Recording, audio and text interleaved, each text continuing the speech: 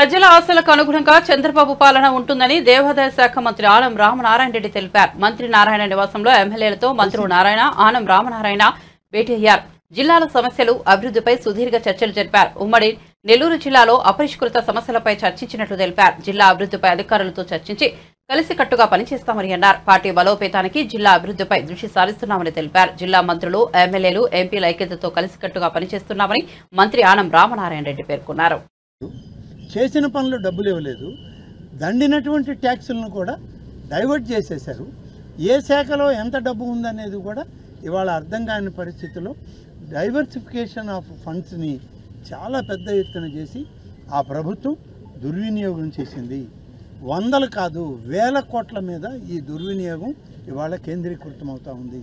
వీటన్నిటినీ ఒకసారి సమీక్షించుకున్న తర్వాత ఏ విధంగా మళ్ళీ వీటన్నిటినీ సరి చేసుకోవాలి, వాళ్ళని అన్నింటినీ కూడా సరైన గాడిలో పెట్టాలి, ప్రభుత్వ విధానాలని సరిచేయాలి. ఇవాళ అధికార యంత్రాంగం కూడా గత ప్రభుత్వంలో ఉన్న నాయకులతో చాలామంది అంటగాగారు. వాళ్ళందరినీ కూడా ఇవాళ గాడిలో పెట్టాలి, వాళ్ళందరికీ కూడా సరైన మార్గం చూపించాలి. వాళ్ళ ఉద్యోగం, వాళ్ళ బాధ్యత భద్రత ఏంటో వాళ్ళకు కూడా చెప్పాల్సిన బాధ్యత ఇవాళ మా మీదే ఉంది.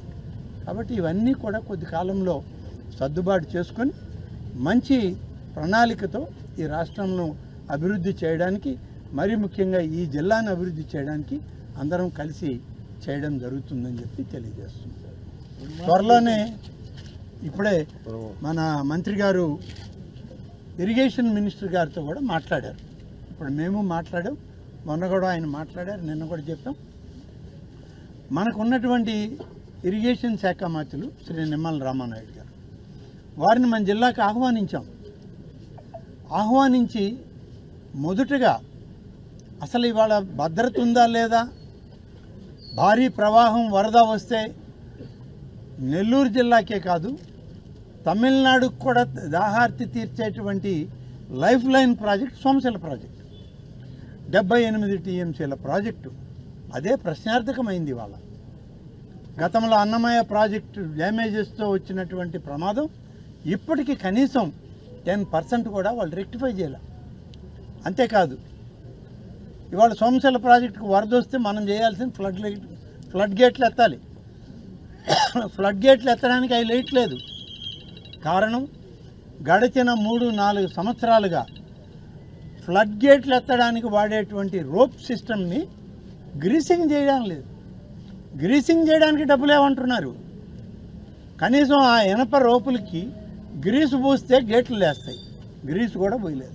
అందుకనే పోయినసారి 2 ఫ్లడ్ గేట్లు కొట్టుకుపోయాయి. ఈసారి మిగిలిన ఫ్లడ్ గేట్ల పరిస్థితి ఏంటి? ఫ్లడ్ గేట్లు కొట్టుకుపోవడంతో యాప్రాన్ కొట్టుకుపోయింది. యాప్రాన్ కొట్టుకుపోవడం అంటే డ్యామేజ్ అవుతుంది. డ్యామ్ సోమశిల డ్యామే ప్రశ్నార్థకం ఇవాళ. అలాగే సోమేశ్వర స్వామి ఆలయం పక్కనే అమ్మవారి విగ్రహం పోయి ఎక్కడన్నా పెన్నా నదిలో తేలింది. అవన్నీ తీసుకొచ్చాం. మళ్ళీ వీటన్నిటిని కూడా పరిశీలించమని ఇరిగేషన్ మంత్రి గారిని కోరాం. వారు కూడా మరొక వారం రోజుల్లో వస్తానన్న హామీ నారాయణ గారికి మా అందరికి కూడా ఇవ్వడం జరిగింది.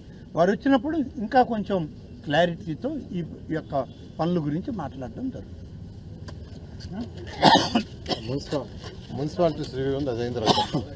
ఒక్క పాయింట్ కూడా గ్రోత్ లేదు. ఇక్కడ మేము దయదత్తి ఎయిర్పోర్ట్ తెచ్చుకోవాలా. మా టైంలో ఆనాడు మా ముఖ్యమంత్రి గారు చంద్రబాబు నాయుడు గారు ఫౌండేషన్ వేశారు.